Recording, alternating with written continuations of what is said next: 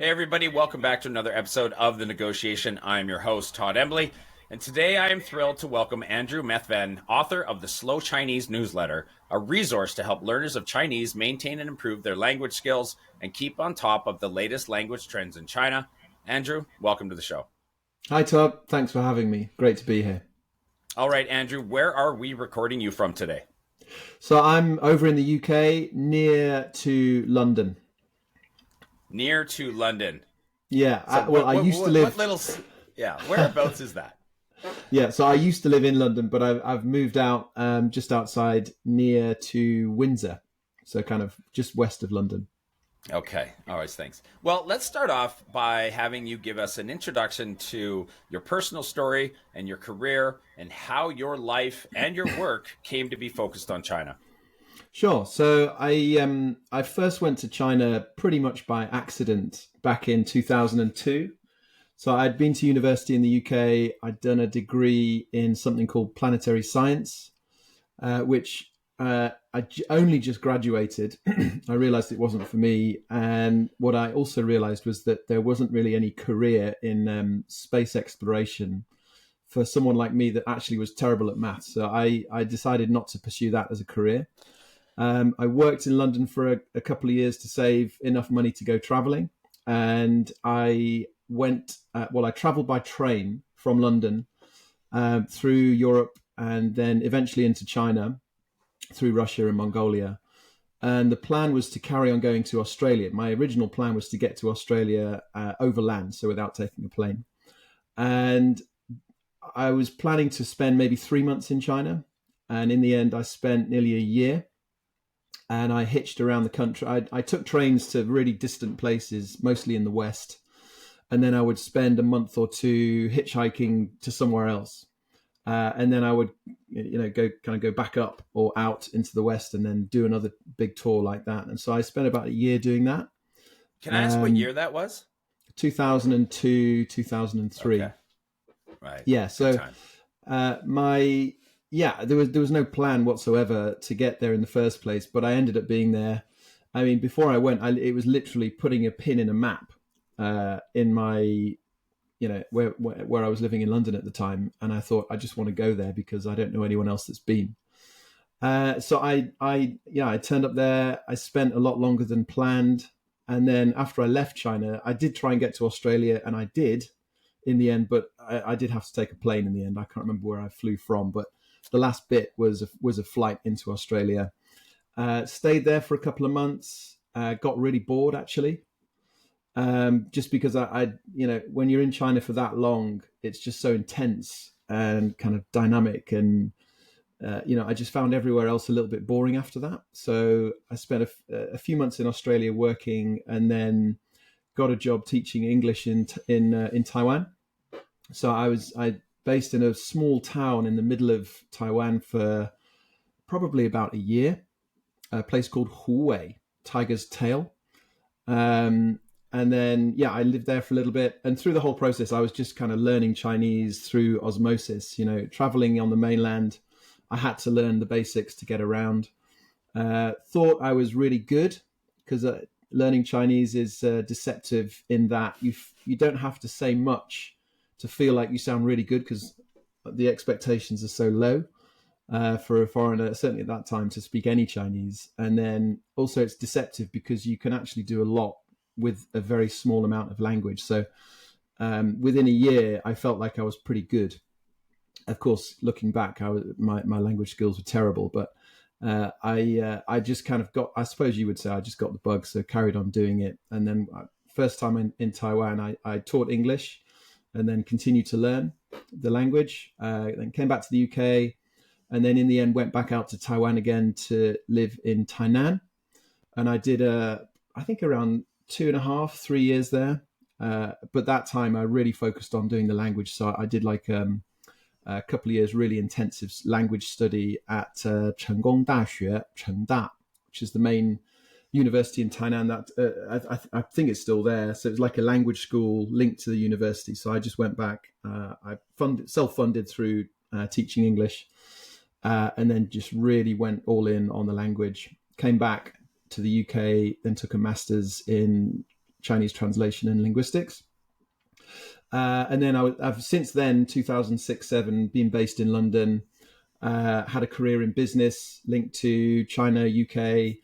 And then, I've basically been here since then, back and forth to the mainland a lot over that time, but mostly short visits.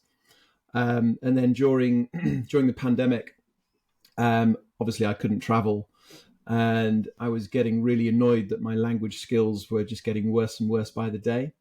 And so I started the newsletter Slow Chinese, and it was really just a way for me to practice and kind of keep my language skills going. And the aim was really simple. My aim was to read one long form news article a day in Chinese. So I did that. I started that earlier in the pandemic, around October 2020. And I just realized that every time I read an article, there was always a handful of, well, more than a handful often, but, things that I didn't know, like idioms and colloquialisms, but more often kind of new language like internet slang or puns or, very new language. And so by Feb 2021, I just decided to start publishing what I learnt. And so I started on Substack. I think it was the 8th of February 2021. And then since then, I've published every Saturday, published the newsletter every Saturday, where I pick a news story that I try and capture something that people are actually talking about in China. Obviously, at the time, because I wanted to feel like I was still connected and kind of know what was happening. So I'd try and find something that I know people are talking about. And then I read into it, read as much as I can, and then pick out the interesting words and phrases that you probably wouldn't find in a textbook. Often they're new to me as well. And then I just kind of package it into like a newsletter format. And I mean, that is basically the format of the newsletter. Okay. So, first question, do you have a fear of flying? I used to, but now, no. Yeah, I'm cool. was I'm fine that with flying. was that kind of I'm curious about always wanting to get to Australia overland. It's either out of a fear or out of just wanting to do it a different way, a unique way. Yeah, probably back then it was a mix of both. So I was never that keen on flying, but it was more about the adventure of just doing something that seemed completely mad, and just an adventure and an exploration. And it was really cool. I would love to do it again. Yeah, well, I mean, you miss so much, zooming around in a tin can above everything, whereas Yeah, traveling by train or bus or what have you, that's the experience. You yeah. really see what you're going through or past. Yeah, and especially in China. So when I still remember when I first arrived in Beijing. So I took a train from Mongolia into Beijing, and I think it was around February, so really cold and grey, and it just seemed so intimidating and unfriendly, and completely different to what I'd expected. And then I found it took months for me to really start to break through the surface of what China is really like. And that was through traveling to these really remote places, that you gradually get a feel for what people are like. And I actually found that actually starting to learn the language, that's when I began to start to uncover what China was all about. And I still think that actually everything you need to know about China is hidden somewhere in the language, just because it's so deep and there's so much, thousands of years literally of kind of history and stories and culture and stuff that Yeah. obviously you can learn all that without knowing the language. But knowing the language, I think, is really, for me anyway, it's been this way to unlock a lot of kind of interesting stuff about China that I don't think I would have learnt about if I hadn't been doing the language. Yeah, I've actually heard that a lot. I don't think the same can be said for other languages as much as it can for China, and maybe it's just the poetic nature of how they speak. If you ask a direct question, you might get well, when the bird flies through the tree and over the branch, it sometimes lays an egg in a bush, and you're like, okay, thank you. I'll, I'll try to figure out what that meant. But this is just kind of the evolution of how the language goes. I'm sorry, that's kind of cheeky to say that, but it's kind of true too. Okay, yeah, and then obviously, I mean, and the life lesson of just like throw a dart at a map and go. If you're a young person wanting to figure out your life, you don't have to know where. You just have to go somewhere, put one foot in front of the other, and just do. I mean, Mike Tyson said everybody's got a plan until they get punched in the face, and so you just kind of have to go and just end up somewhere as you did, and here Yeah, we and are. I had no expectation that it would end up determining the direction of probably the rest of my life, certainly the last 20 years or so. So yeah, there was definitely no plan. I kind of looking back, I wish I'd had a bit more of a plan actually. But that's just the way it is. But then it's this kind of feeling of exploration. So at the time I was exploring physically in the country, whereas now I do that literally sitting in my home office stroke shed, and I get the same feeling from the language. So it's still a kind of exploration for me. So for me, so it's it's a bit geeky, but I still love doing it.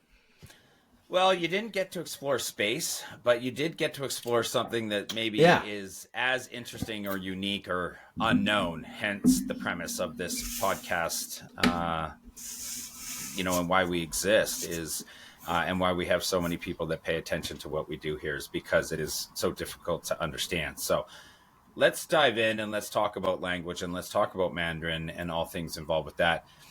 First question though is the newsletter, and we got a good genesis of where the newsletter came from. So I'll just kind of jump to asking you: is it a side project? Has it evolved into a business? Is this now something you're doing more than just Saturdays?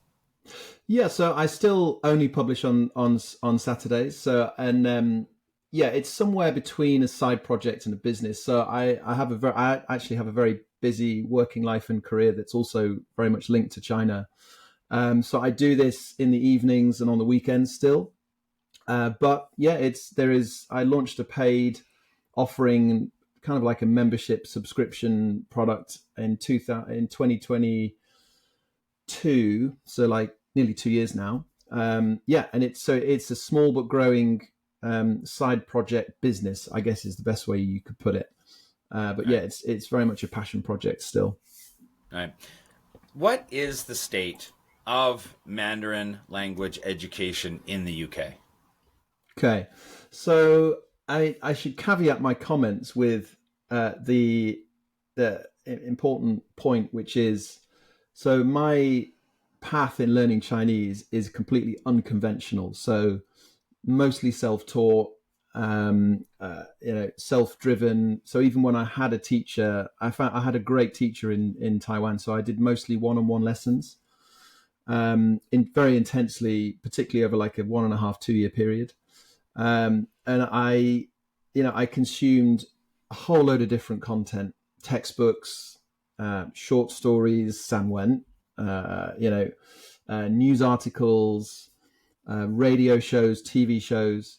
But I never did like a structured degree course or anything like that. So it's quite hard for me to therefore look here at how Chinese is taught in the UK because I've actually had no direct experience of that. But what I can say is it seems to be falling in popularity in terms of a degree that young people would do today. And I read one thing recently-ish, I think this summer. The data suggests that between 2012 and now, basically, the number of people taking Chinese studies and Mandarin is fallen more than 30%. And so I think that the big problem is the level of interest. So I think that's part of it. In terms of how it's taught, it's really hard for me to comment. I think it's more how is it being, how are people being informed that it's a worthwhile thing to study? And I think in that regard, I don't think we do a great job in the UK of explaining why it's important to learn about China and also why it's important to learn Chinese.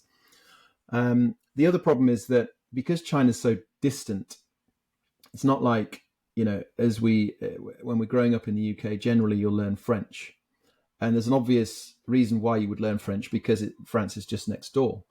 And it's also quite accessible. too. Whereas learning Chinese, so my kids are now at an age where I want them to learn Chinese, and even me, I'm finding it quite hard to create the kind of environment that they would think that that was something worth doing, because China is so far away. And my experience of learning the language is all about context and being in the environment. And so, it is really hard for I think any country, European or Western country, to explain to people why it's important. But of course it is, because, the reality is that China is this huge and difficult kind of topic that is, you need people to learn the language and about the country over many years to have any chance of really understanding it, and then how to deal with it. So I think the issue in the UK is probably more, I don't think we do a great job of promoting and explaining why learning about China and learning Chinese is important. And therefore, my opinion is that it's probably quite under-resourced in this country too. So rather than looking at the quality of teaching, and I'm sure there's lots of great teachers in this country, I think it's probably more a resourcing issue, which means that it's quite limited and amazingly still quite niche for such a Yeah. big country. The I think that's very astute to call out the potential bigger issues. It's like it would be a luxury to be in a position where we were analyzing the quality or the curriculum versus we have to start with zooming out and creating incentive and understanding of why it's important and putting that in front of young people as a career path or an opportunity. And then, as you correctly put forth, it's unless you're heavily involved in a local Chinese community, or of course if you live in China, you spend a lot of work on something without really being able to realize the results until you're of an age to potentially go there, right? Yeah. It's at the back of your mind, especially as children are wont to do. Why am I bothering? Why am I doing this? What's the value? What am I getting out of this? And to teach young people about the value of how this is going to help them be successful later in life. Well, later in life to them is next year. Yeah. It's it's or how is this going to help me be more popular at school next year? So I mean, it's such a short time frame. So yeah, I mean, it is really, really difficult. I know, like, my wife is from Russia, and we met in China, in Dalian, in Right. 2007, and now we are living here in Canada. But we are involved in the Russian community that is here, and they speak to babushka and grandpa and whatnot in Russia on calls and FaceTime and whatnot. Actually, we use WeChat, funny enough. Right. And so we do video calls with them, and so they are using it and they do understand. And my wife talks to them in Russian at home quite a bit. So we went that route, Mm. but I totally understand what you're saying, and that's just a very, very good point. Um, Go Yeah, I ahead. think Todd, just another point there. I mean, something else that I have observed is, there's a lot of people in the UK, certainly in London, that have spent quite a few years in China, and then they've come back. Through the pandemic, there were lots of people that either came back during or after that.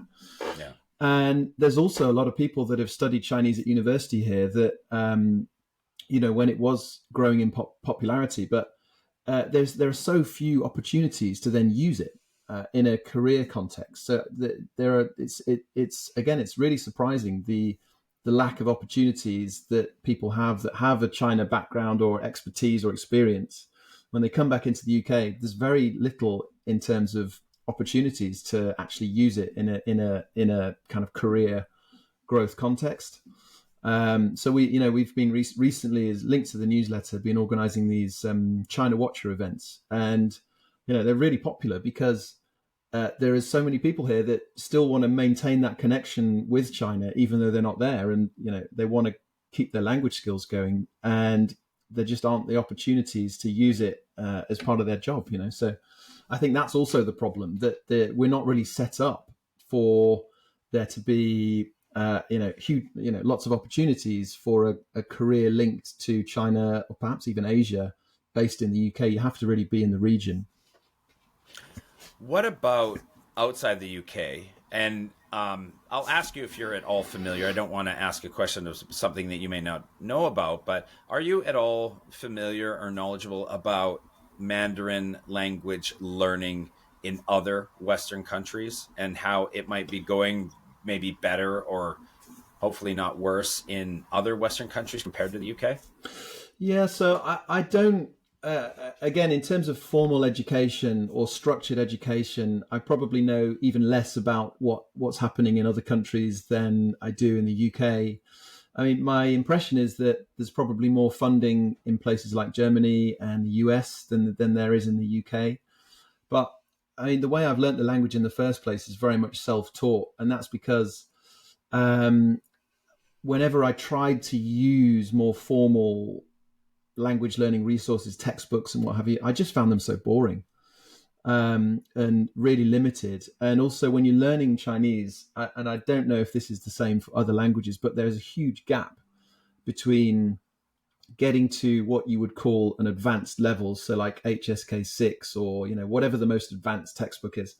You get to that level and you're pretty good, but to then be able to use it in a real live setting, in a kind of working context or a negotiation context, or reading a full news article and just doing that in Chinese, there's a huge gap.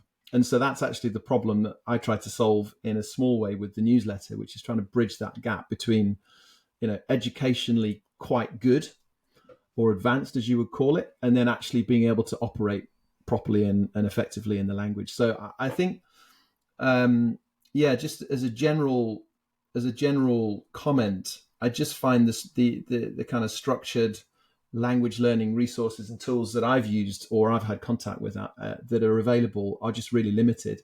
And that's not necessarily because they're bad. It's just that Chinese is a uniquely hard language to learn. And, the language itself, so you could get really good and sound great in the language itself.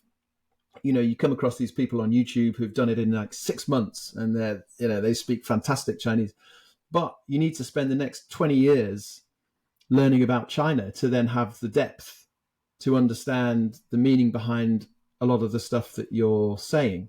Like, what does an idiom actually mean? Why is that colloquial phrase important? What's the path of this particular idiom? It started 3,000 years ago in a poem. It was then appropriated in another poem 500 years later. It then became a slogan during the Cultural Revolution, and now it's an internet slang word. And the one in particular I'm thinking of is 上纲上线, which means basically to kind of go over the top, which was a very commonly used phrase during the Cultural Revolution times, and it's now something that is a kind of set phrase in the social media internet world, that is used to describe someone that's just going completely over the top online.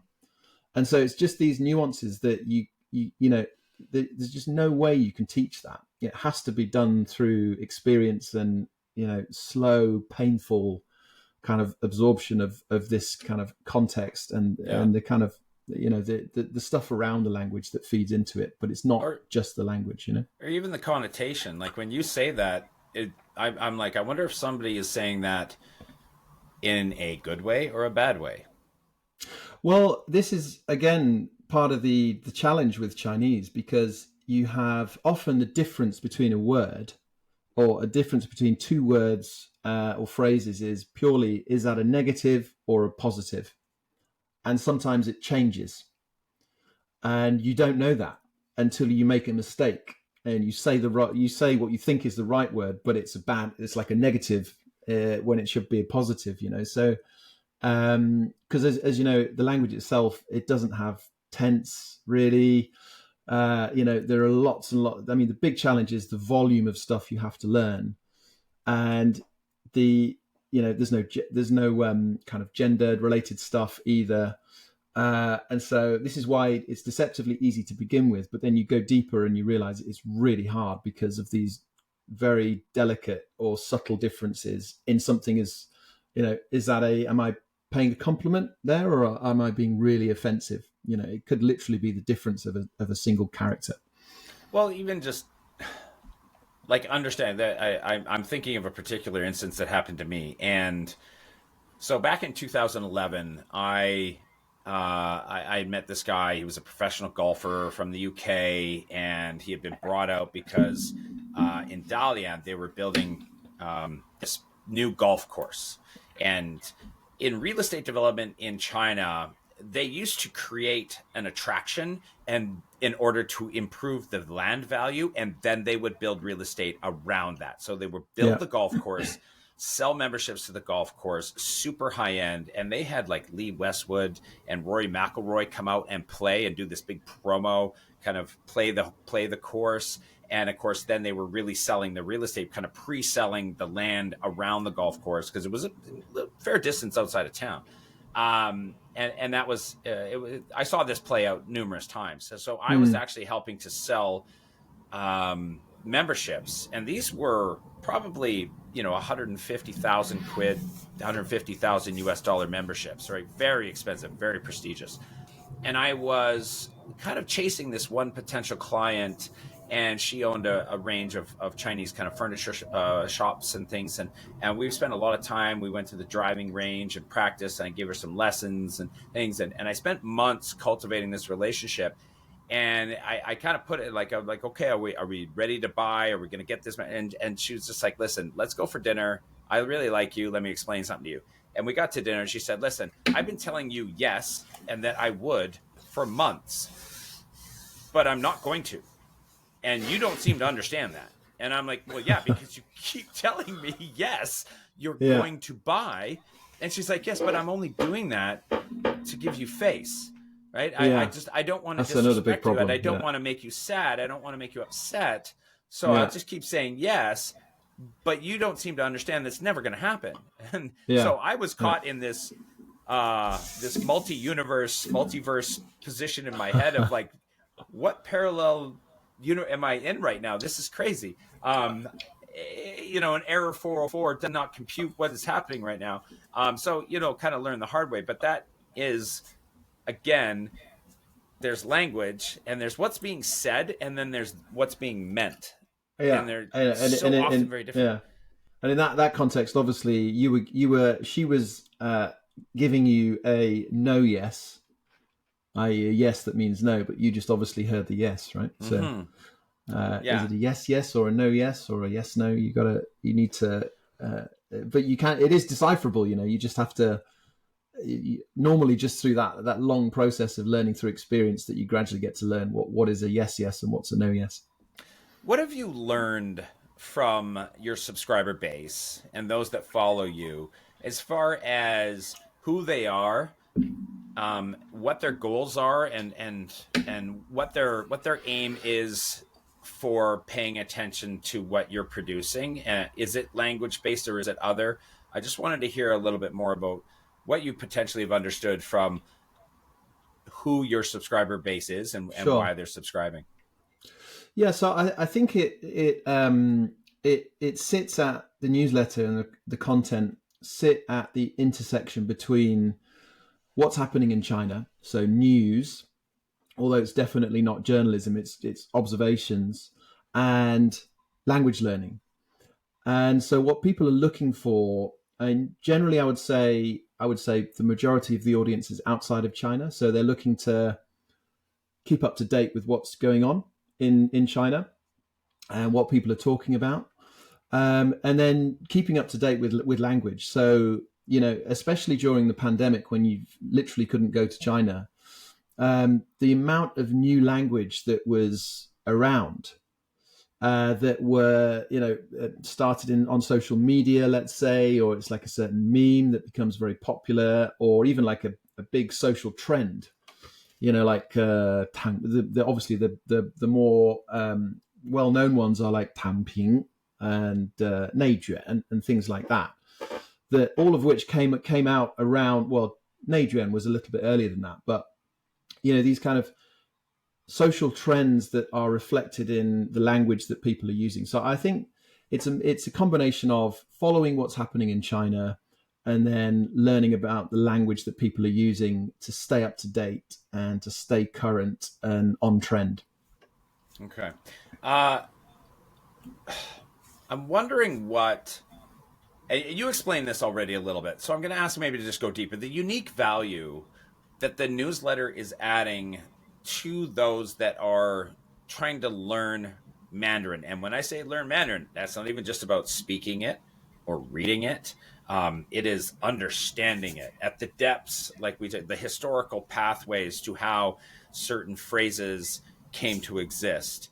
Mm. We know that one of the biggest complaints is that the textbooks just simply don't reflect colloquial spoken Chinese, right? Yeah. So I thought maybe I'd ask you to just dive into the unique value that your newsletter is providing.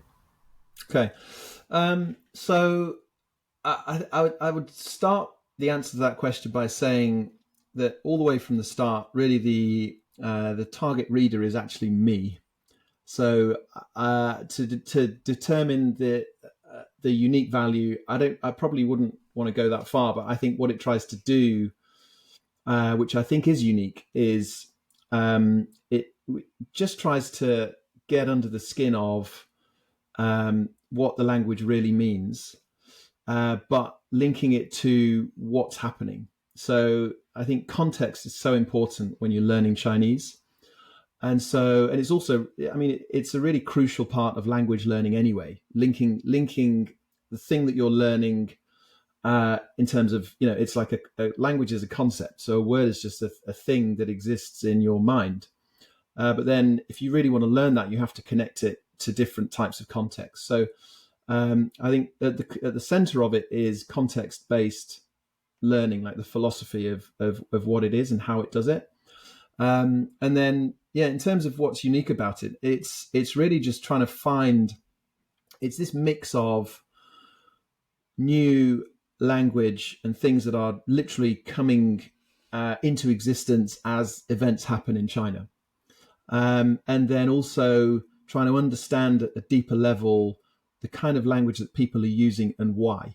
So, for example, the thing we wrote about last week was about a couple in Zhengzhou, a young couple called Li Jun and Liang Liang, who'd bought an off-plan property, so one that wasn't yet built, in Zhengzhou in this new development, and the developer ran out of money and the building work stopped.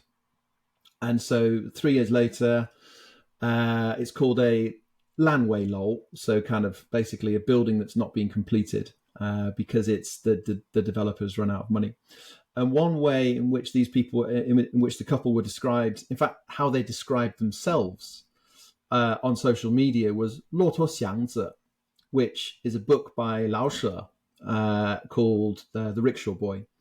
And it is, you need to know who Lao She is, what that book's about, and also what it means in order to understand why they were describing themselves as the rickshaw boy. And of course, what it means is kind of basically the downtrodden, poor end of society that has no chance of escaping, being in that lower level of society. So that's, something like that. You need to know the historical reference, you need to know the literary reference, and then you need to understand about what's happening in China right now. That then leads to people making that link to a novel that's, like nearly 100 years old. So it's that kind of thing. So it's linking what's happening now with language learning and then plugging in various levels of context, both in terms of events that are happening, historical references, cultural references. So it's a mix, really. But yeah, I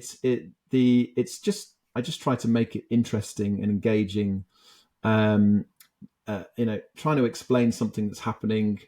An ideal story for me is something that kind of highlights a bigger trend.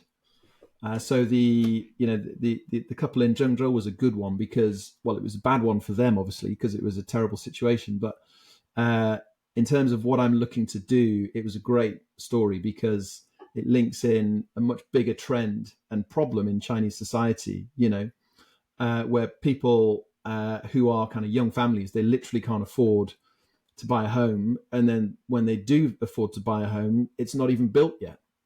And then they've got no kind of safety net to help or to kind of help them solve. So in this case, they resorted to social media. So it's this intersection of social trends, real time events, and language learning, and trying to mix it all together. Okay. Does that answer your question? It does. It does. Thank you. I appreciate that. Yeah. And I mean, you could eventually go back into 5,000 years of history in context and whatnot, but why not just stay up to date and kind of in the recent news to help people be able to speak? I mean, and that's what the Chinese will, casually converse about most often, is what's going on now. So help people understand how to speak and say the words and the phrases and speak about the current events is going to be the most usable in the shortest amount of time for them, which is a great place to start to keep your interest high and your success at least at a level that makes you want to continue. So I think that's smart. I have to ask, and my Chinese, 我的中文非常不好, but 加油. let's go. So Lao Shi, is that not teacher? 老舍, not 老师. Yeah, Lao Shi is an author. Lao Shi is a teacher. Completely different.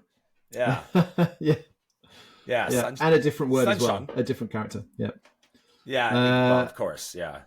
Yeah. So again, that's something else that is just it's virtually impossible, and you can only really do it through intensive drilling to really get the pronunciation and the characters right. But it's that's a massive barrier to entry.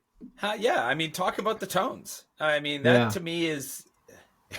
I never even knew anything about tones before I got there, and then that was a big stumbling block for me. Talk about what the tones mean. What are tones?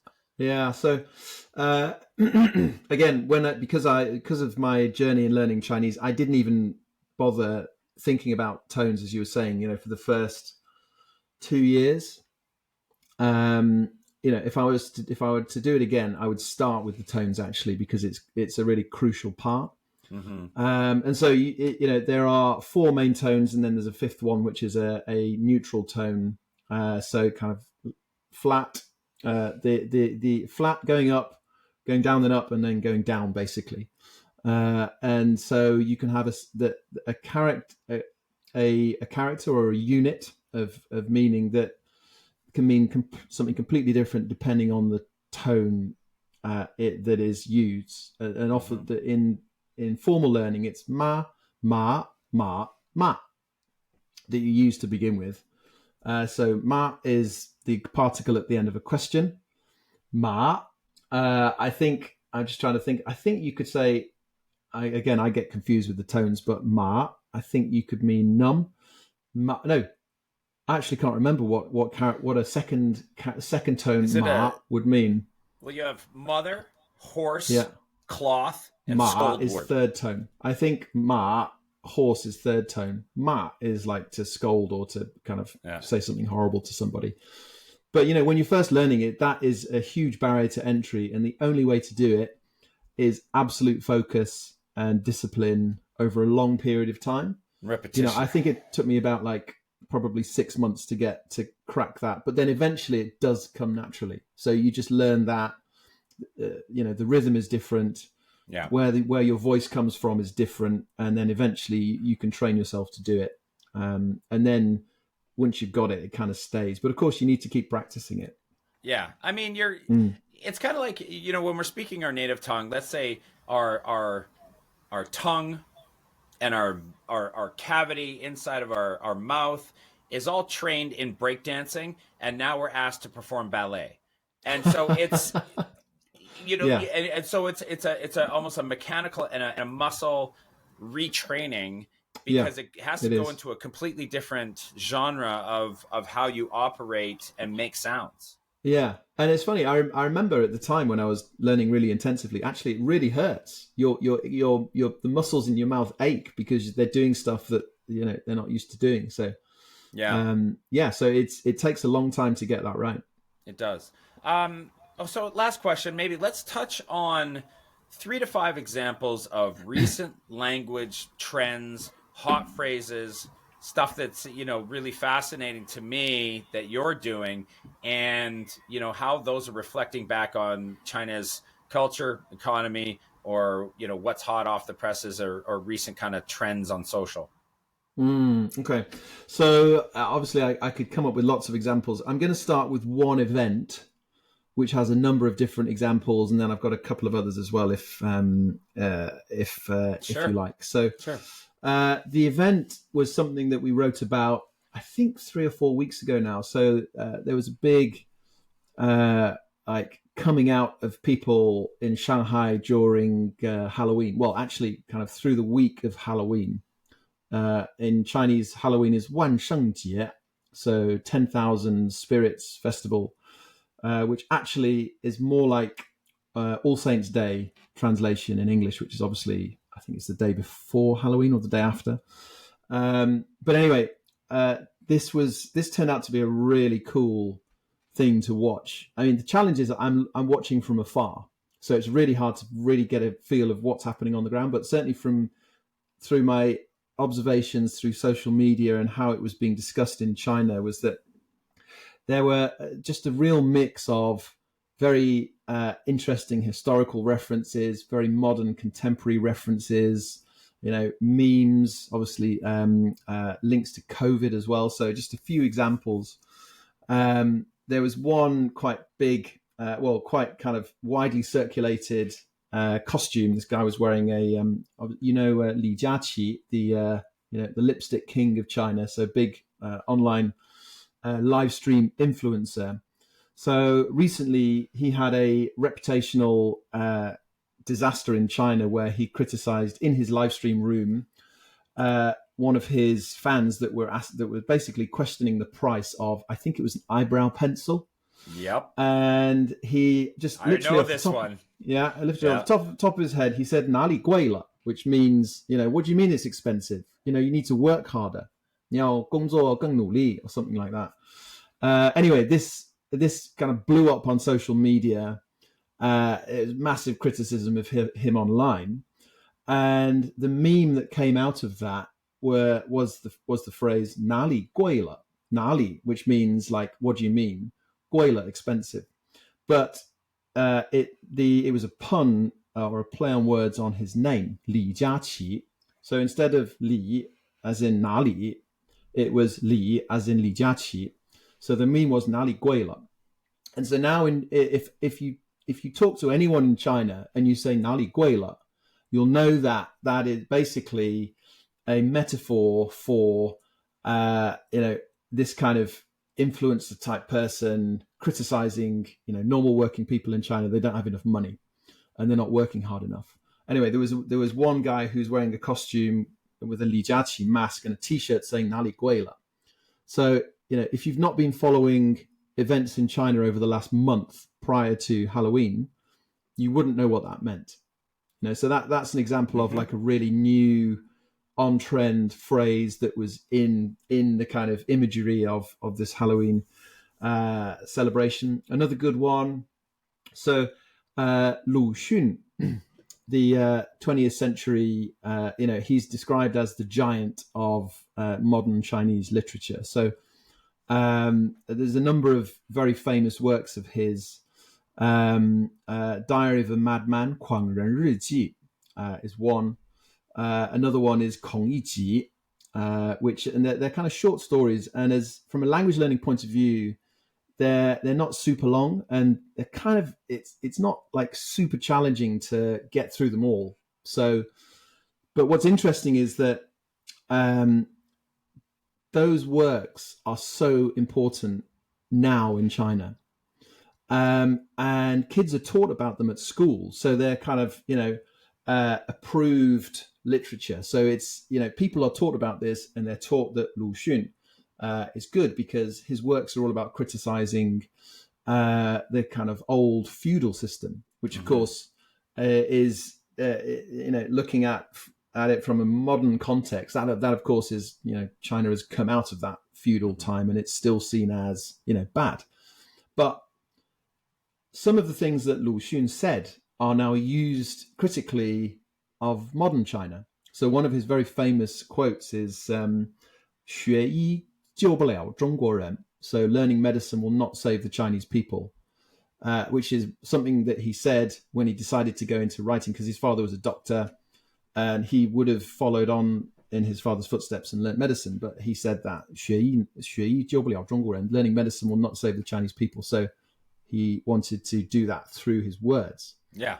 But then, that again was a meme in and around this Shanghai Halloween kind of massive because it's just streets full of people, all these crazy costumes. But then there was just a handful of ones that were just really interesting, and that was one.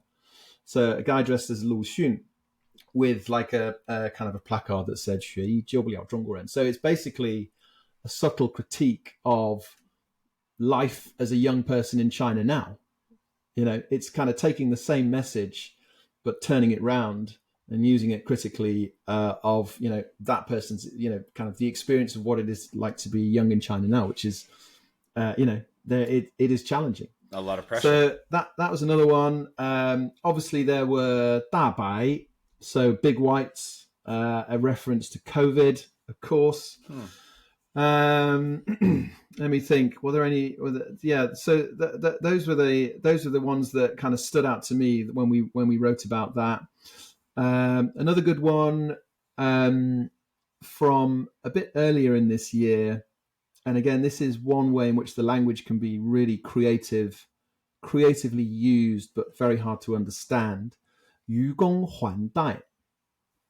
So the old man Yu can't pay his mortgage. 愚公还贷. So like basically that is from an idiom called 愚公移山.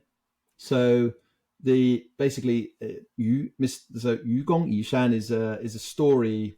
It's an idiom. The backstory is this old man, his name was Yu, wanted to move a mountain because he didn't like how the mountain was ruining the view of where he lived. So he decided that he was going to dig up the mountain day in, day out, shovel by shovel. He was going to move the mountain. Of course, that's completely impossible. So everyone with a high school education in China knows that 愚公移山 is an idiom about working hard, and no matter how difficult the task is, I'm going to work hard. 愚公移山的精神. But earlier this year, a bank, I can't remember where in China, but there was a provincial bank that announced that a mortgage policy to basically allow old kind of parents of kids that had grown up to be guarantors of their mortgage application. So in other words, passing on the debt to the generation above. So in other words, you're being kind of mortgaged to death. And so this new idiom was invented around that story, 愚公还贷, to basically say that, kind of I'm mortgaged into my death kind of thing. So that's another good example of a phrase that's invented out of an old one, but you need to know the old story. More recently, again, it was a kind of I think it was an idiom used by Mao, for example, as part of the kind of the rhetoric around working hard and all that kind of stuff during during the 60s and 70s. But now it's turned into a completely different idiom, criticizing this kind of crazy policy of allowing people that are 60 and above essentially to take out mortgages to help their kids buy houses. So I think that's another good one. That again, you if you don't know the news story, then you just don't know that. Yeah. But then it's now these things become memes or like social media slang words that generally are known across society, and then they become almost like standard use. So going back to the first example, Nali Guela would now be something that's just used in a general situation, criticizing how products are too expensive in China, especially through live streams. 愚公还贷 again can be kind of mortgaged to death, can be something that people generally know about in China, and then can be used in a more kind of general situation. So those are a few that I can come up with. I mean, so actually going back to the Shanghai Halloween thing, another good costume I saw was a combination of the Chinese stock market stock board. So this guy kind of dressed up with a stock market kind of share price board thing, holding a handful of garlic chives. Can you guess what that means? No. Yeah, so it's A gu. So China's stock market, A gu, 割韭菜. So basically, China's stock markets, 割韭菜 is a slang word for basically kind of ripping off customers or ripping off consumers. And it started in the financial markets years ago. It's now more generally used. But, the implication was China's stock markets are a complete rip-off, and they're just ripping off kind of individual investors. So A股割韭菜. So it's this kind of, so it's just this mix that I find really cool, is this kind of mix of contemporary culture and how the language then fits into that, So yeah, those are a few examples. I don't know if that hits the mark. That's cool though. I mean, I think it makes several points at how creative they are. It's not like I have to understand, somebody, some kid might say, I like your drip. And I have to now go and ask my 12-year-old, what did this kid mean when he said he likes my drip? It just lacks creativity compared to, I think, what happens in China. They're much more poetic, I think, and deep with what they come up with, and it has all these references, and I think it has so much more layers of meaning when it comes out. But yes, if you don't understand the references and kind of where it came from, then it certainly wouldn't make sense. I think those layers would be lost on you. If you just completely. And you could probably understand it, and then you could probably reuse it, but you probably still wouldn't really get it and use it as smartly as they probably are in the right positioning of commentary or what have you. So, okay. Well, Andrew, I think last question is, where do people go to sign up and get your newsletter and be able to absorb your content? Sure. So it's a free newsletter. So, there's no reason why anyone shouldn't sign up. And it's, if you just search, so it's on Substack, the newsletter publishing platform. But if you just search, if you just Google Slow Chinese Andrew, you'll find it. So it's slowchinese.net. And then there's a very simple subscribe page. Also, I'm on Twitter as well and LinkedIn. So those are the main places that you would find me. Okay, awesome. Well, Andrew Methven, I got to do that right.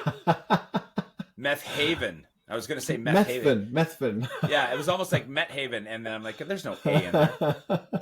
Andrew Methven, author of the Slow Chinese newsletter. Yeah. Thank you very, very much for coming on the show today. We really appreciate your time. Thanks so much, Todd. It's great to be here and talk about the newsletter and just the language in general.